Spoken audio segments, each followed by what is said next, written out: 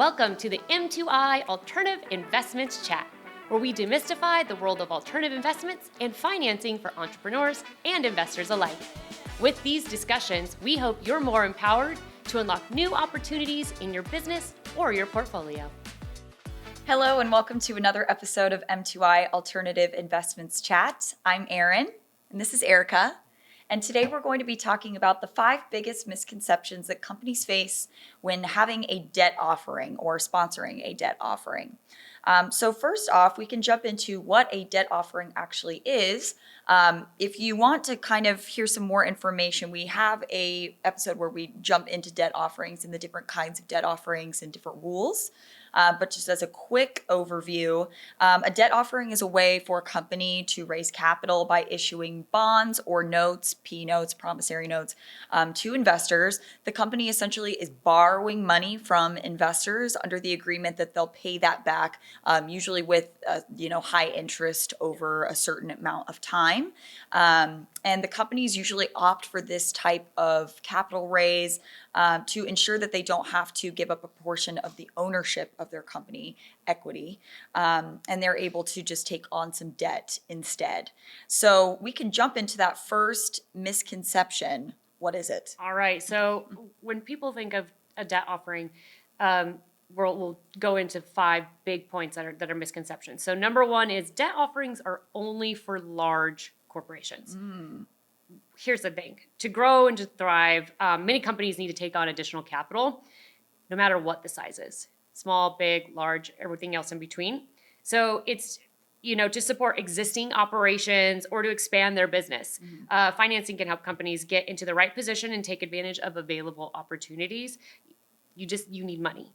You have to be able to buy things. So although there are various financing options for businesses, they generally fit into 2 categories, and that's debt financing and equity financing. We've covered both debt and financing in a previous episode, so definitely if you're not tired of listening to us talk yet, please go back and listen to those episodes. We do definitely go into a little bit more deep dive on both of those. So when a company decides to take out a loan, it has 2 options. You can go to the bank, or the other one is to ask investors to borrow money from them. So issuing debt to investors is the preferred method because sometimes as a small company, financial institutes may not loan you the money because you don't have any historical data to say, hey, we're going to do good. Or sometimes they're like, okay, we're going to give you this money, but you have to spend it on X, Y, and Z. Sure. So it's better just to reach out to friends and families and investors to try to start getting that money. Many medium-sized and small companies, they're less likely to obtain a bank loan, relying them to internal funds, their own personal funds, and then friends and family to launch their initial business. We talked about that again in a different episode about like angel investors and things of that nature. Sure. So for example, one of those companies that started with not enough money, Google. So when Larry Page and colleague Sergey Brin initially thought of the concept to create a better search engine, their initial capital wasn't enough to cut the deal. Also, poorly named, personal opinion, of course, it was called Backrub. Ooh, that sounds like something you find on Craigslist. I'm not down for that. No, thank you. The backside of Craigslist. So it didn't take off until they got some funding. So they took their entrepreneurial skills and impressed this guy named Andy Bechtolsheim. Great German name. German, obviously. So he's an electrical engineer and entrepreneur investor. He gave them $100,000 to secure a garage. I don't know why all tech companies start in garages. Maybe we should buy a garage. To improve their innovation. So with these funds, they got enough resources and to actualize their idea and get Google off the ground.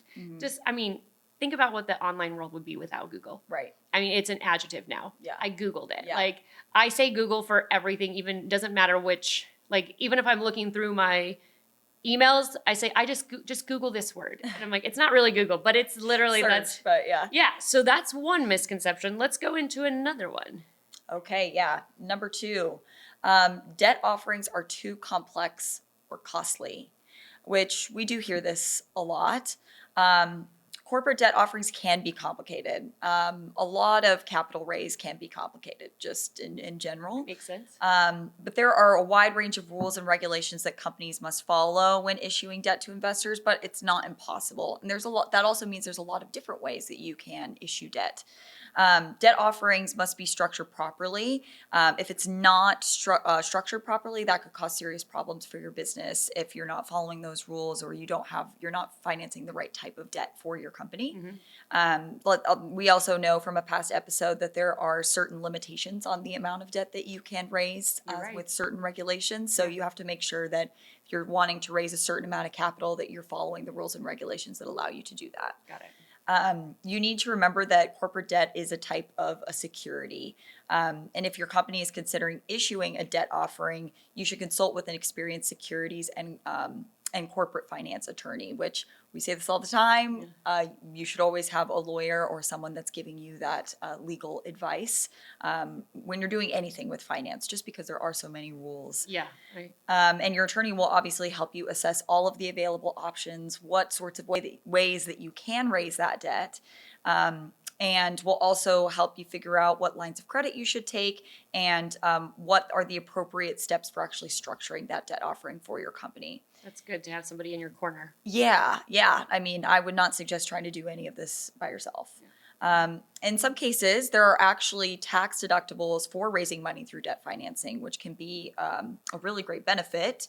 And it allows the company owners not to give up any of their shares of the company, which we mentioned. That piece of the pie, you get to keep the entire pie. You don't have to siphon out sections of the pie in order to get that capital in that you need. And you don't have to relinquish your decision-making authority. The company still remains yours, and you get to make all the choices, and you still remain in charge. That's good. That's really good because it's so easy to give somebody some equity and then all of a sudden they're making the decision on your company. Yeah, your baby, right? Yeah, Something yeah. that you've spent so much time and you have a vision for. So this is a way to still maintain that control. And this can be especially valuable for a company that has projected strong growth in the future. If you are able to take on, think about Google. If you're able to take on, a couple $100,000 from somebody else, Google can pay that back tenfold now, right? Yeah. More than that. Yep, So exactly. that's just an exciting way to think about it. You can take on a little money now, and if you're pretty sure that your business is going to grow and you'll have that money to pay it back, this is a great way to finance your I love capital that. raise. So misconception number 2, debunked. Yes, I like that. So Mythbusters. yes. I wish we could do cool stuff like them. Do we have the set and the money for that?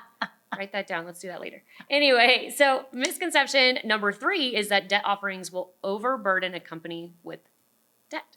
So there is, this pervasive myth that only poorly managed companies have debt. We think about debt, we think about somebody who spends outside their limits. Sure. Debt is not a good word in our vocabulary. It has these a negative days. connotation. It exactly does. So here's the thing though, under the right circumstances, debt can become a key factor in success for these businesses.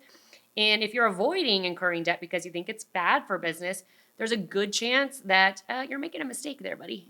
So always look at your options. Now, again, we're not encouraging anybody to go out there and rack up the credit card and, Take on a bunch of debt that they can't pay back. No. We don't want you to take as much debt as possible. Debt is not something to be piled on to your business. It's to take, you don't just take it just because. You want to make sure that it's well managed, thought out process. But again, it's not you can't avoid it either. As a good business, you should take on some debt. So there is a thing called good debt. So Forbes describes good debt as money borrowed by business owners to pay for items that will continue to grow for the growth and development of their company. That could be equipment, pens, paper, that toilet paper we talked about last time. Got issues, or maybe even a new office building. Maybe you are growing so much that you need to purchase a larger building. Right. Hire more staff. Exactly. Yeah. So those are equipment. great ways to use that borrowed money. Good debt, like we talked about earlier, is strategically sought out with thoughtful consideration given to the interest rate, the terms, and how the company will pay the debt back. You can't just be like, give me $100,000. Or how are you going to pay me back? You're like, I don't know, I'll figure it out. It's it doesn't work like that. You got to give them some terms, how much interest they're going to receive. Because Right. no one's just going to loan you a large sum of money and just be like, whenever's cool. Right. Yeah. You have to agree to the terms. And a great way to think about it is if you're able to, if you get this one piece of equipment, you're able to expand your business by X amount and you're able to produce X Exactly. more, which will mean X more revenue. So you're able to kind of utilize that capital planning Yeah. part of it and see, okay, if I increase my production by doing this, I'll actually have that money to be able to pay back that debt that I You are took on. so absolutely correct. It's not even funny. So, good debt will alleviate a strain on your cash flow. But again, you have to have a solid plan in place to pay it back. Right. And then when you're thinking about raising funds in the form of debt, sometimes it's easier if you think about it as switch that negative word of debt to leverage. So borrowing money as a company, you're leveraging the lender's money to achieve something that will grow your business and boost its value. And again, lastly, don't ever forget that when you raise capital utilizing that debt offering, you keep control of the full company. Yeah. That's the big takeaway, right? Yes, exactly. How do you keep all of the pie but still have enough money to bake other pies? Yeah. to stay in business and do what you need to do. Absolutely. Exactly. So we're on to misconception number 4, which is investors are not interested in debt offerings from small companies. So we have heard that some of these, industry giants like Apple have issued debt actually, and people purchase bonds from Apple. So why would someone want to, help Apple with their capital raised through debt, but also, maybe help a smaller company? Let's get into this. The biggest reason to invest in alternative assets, period, such as debt, is to smooth a portfolio's overall return and to distribute that risk. You're diversifying your portfolio. And you're also able to utilize assets that have little or no correlation with the actual stock market, which helps mitigate that risk. So instead of the 60-40 portfolio, you're incorporating these other alternative products that are able to help you. If the stock market goes down, you're able to still have your portfolio stay afloat, hopefully with these other products that you have invested in. And that's very important considering, I know last week, if you follow anything on the stock market, like Warren Buffett was selling off tons and tons of his stocks and people were going, why? Why? It makes people very scared because he is a very, very, he's an investor who that's what he does for a living, essentially. People look up People to trust him. Yeah. And so when you start selling stuff off, that's scary. And then also, I personally, my stock dropped almost $1,000 and I was like, yeah, it's scary. It's scary. And so when you have these alternatives that don't correlate to that, it's like, okay, even if I lose $1,000, I know I've got this other money and this other, that has nothing to do with what's going on, the interest rates from the feds, right, this upcoming election, all that stuff that can definitely make the stock market come up and down. roller coaster. Like my stomach, every single time I log on, I'm like, what are we going to get in today? So I think that's awesome. But sorry, keep going. I just get really excited about I can these tell. days. I know. The excitement is overflowing. So there are different types of debt offerings, such as a bond and a promissory note, and those they can have different interest rates and durations, which can appeal to different investors depending on what sort of investment they're looking for. Promissory notes are typically shorter term securities with higher interest rates, and bonds are typically longer term securities and are typically thought to have those lower interest rates. So it just depends, what's your risk profile, what's the duration of time you're willing to invest this money, Debt offerings typically offer a higher rate of return than other asset classes in general, though. So that's something to keep in mind and why debt offerings can be attractive to investors. And debt payments must be made regardless of business revenue. So let's say you invest in that piece of equipment and things are not going as you had hoped. You still have to pay back your investors for that money. You can't just say, oh, well, my business isn't doing well, I can't pay you. So it doesn't quite work like that. So investors, are getting those regular interest payments, which are, passive income, which can be also very attractive to an investor. That makes sense to me. Yeah. And you can become a creditor as the person who's lending that money without taking responsibility for a company's daily operations. So obviously you have no piece in terms of how the business is actually running, which is a nice thing in the sense that you don't have to worry about it. It's not an extra stress on your plate. That's nice. So I'm sure you probably heard of a little company called Shopify. Nope, no idea what you're talking about. None. They- Every day. No idea. They have really revolutionized e-commerce, and they are another company that was successful by starting a debt offering. Tobias Lutke, along with his friend Scott Lake, decided to start that e-commerce software after Tobias was frustrated by what was then available in the market, which naturally that's how a lot of these companies get started. I can do it better. Yeah, I can do it better. And it took them over 18 months and funding of about $200,000 from friends, an additional $250,000 from angel investors to get it right. However, the funding did not stop there. In 2010 and 2011, they raised a combined $25 million to help their business. Nice. And these loans helped these friends develop Shopify together. And it's identified as now one of the biggest e-commerce platforms in the world. So they were able to borrow that money, pay that back, and it was largely successful for them. That's awesome. Yep, it pops up every single time I make a purchase, which is often. So you're welcome, Tobias and your friend. Okay, so there's another one. And then our last misconception about debt offerings, there's that debt offerings limit flexibility and financial freedom. So let's figure out why that is wrong. So when you're, there are two different kinds of debt. There's secured debt and unsecured debt.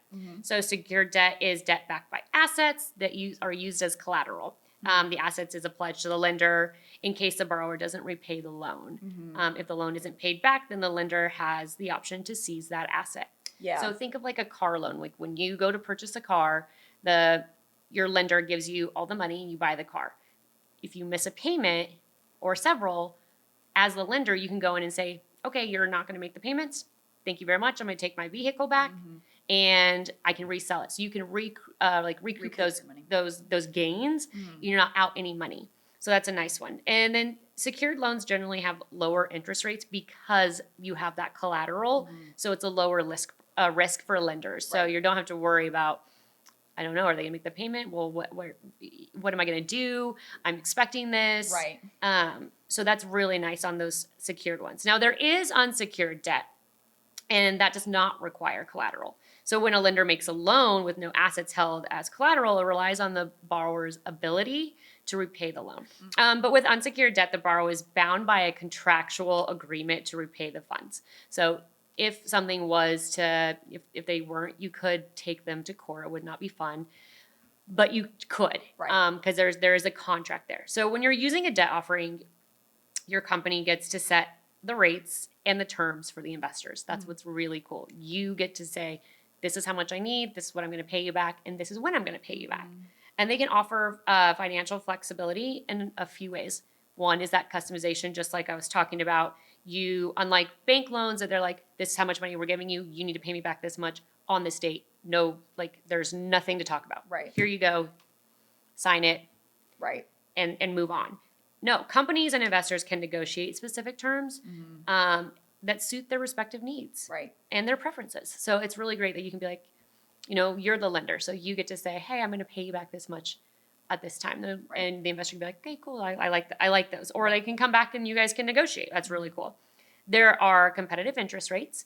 So in some cases, companies offer more attractive interest rates, enhancing overall profitability and that project viability. So again, if it's like, a lot of companies have different interest rates. Yeah. Whatever works for you. That magic word, diversified fund sourcing. Loans can help, loan notes, can help companies diversify their fund sourcings by approaching a range of investors, including individuals and businesses. So you can still get a little bit of that institutional money. And this can help reduce the risks associated with relying on a single institution. Again, you've got a few different people to kind of spread out, and everyone's got a little bit, maybe has different terms. So you kind of keep that money and that cash flow so that you can keep your business up and running. And then lastly, it's going to build relationships. So engaging directly with your investors throughout your loan notes, once they come to maturity, and let's say you think of something else and you need to raise debt again, you can re-approach those investors and say, hey, you had such a great time giving me money. Yay. And I gave you money with some back. Yeah. Like, I've got this new project. And they're probably most likely going to, if they have the financial means to do so, reloan you money. Yeah, building your network. Exactly. So again, 5 misconceptions that are completely and utterly debunked. Sorry, no smoke, no cool experiments. And I don't have a really awesome mustache and hat like that guy does. No, you don't. Darn it. That's okay. It's never too late, though. I don't know how I look at him. I'll send some Photoshops for you later. Perfect. So to kind of wrap up this episode, as we've seen, taking on debt can be beneficial for companies of all sizes, small and large, and our in-betweens. Debt offerings can be less costly and can provide great tax deductions, which are super attractive. And if you plan debt correctly, it could be a key factor to your business's success. Debt offerings allow investors a great way to diversify their portfolio, so it's a win-win.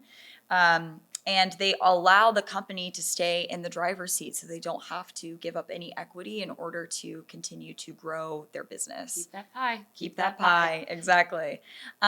If you are looking to capital raise, definitely explore different debt offerings that are available to you. It might be a great option for your business to help take it to the next level.